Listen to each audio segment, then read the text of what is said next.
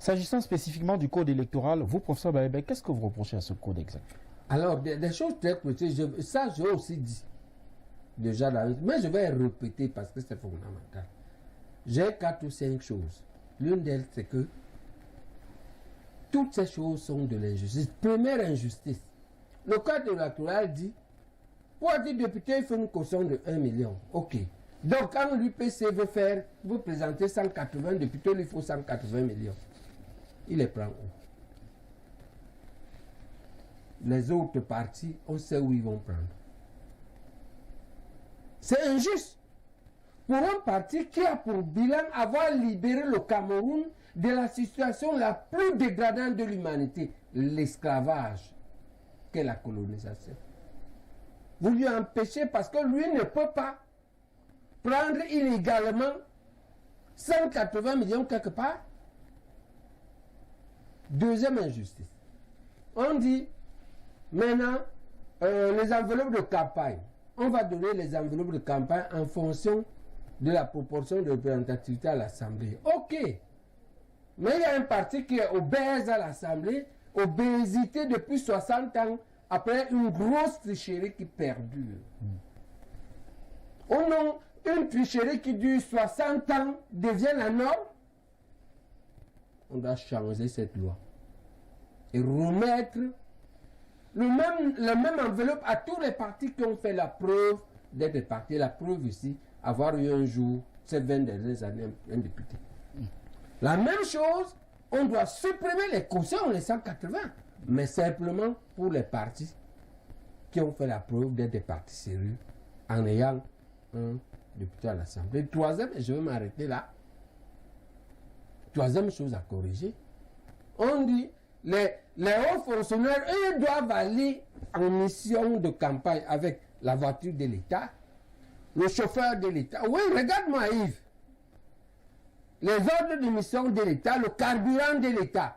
Mais quelques partis seulement doivent le faire parce qu'ils sont rendus dans le gouvernement et les autres ne peuvent pas. C'est juste. Réponds-moi maintenant, est-ce que c'est juste? Je reste. Non, mais réponds. Je resterai sur la même question.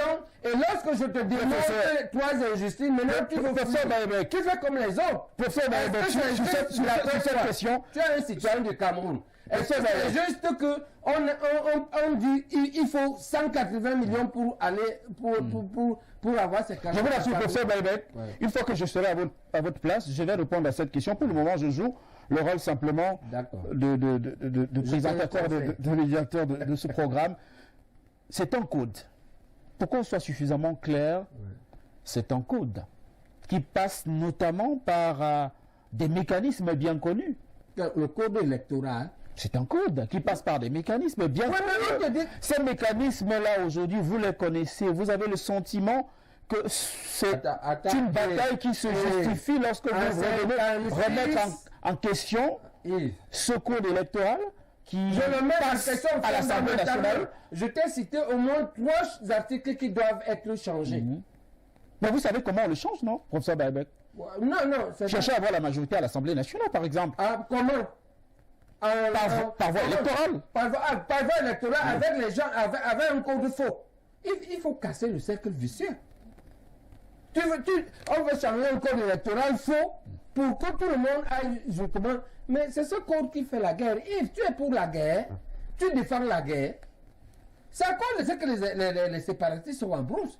C'est à cause des effets de ces mauvaises lois. Ne les défends jamais. Tais-toi au moins.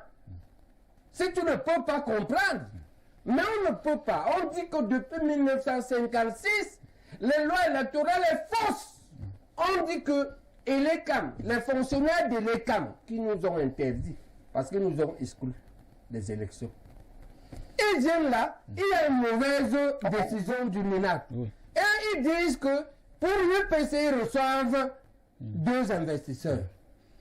Tout le monde connaît la loi.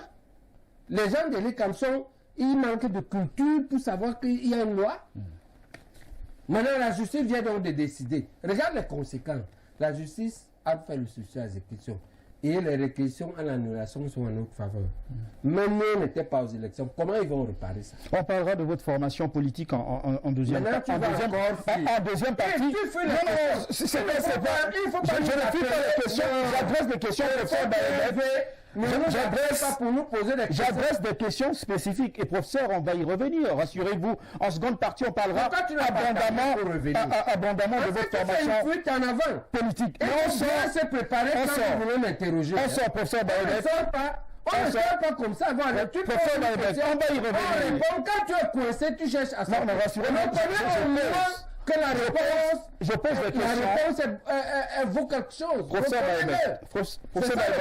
Je suis pour l'instant le modérateur de cette phase d'échange. Peut-être que le contradicteur, j'aurai certainement des choses à dire. Et on reviendra là-dessus. J'aimerais qu'on dise un mot rapidement sur la compagnie nationale aérienne. Et on va revenir évidemment sur des questions d'ordre thématique en parlant abondamment de votre formation politique. De plus en plus, l'on évoque l'urgence de l'ouverture du capital de la compagnie nationale aérienne. Votre regard sur cette actualité?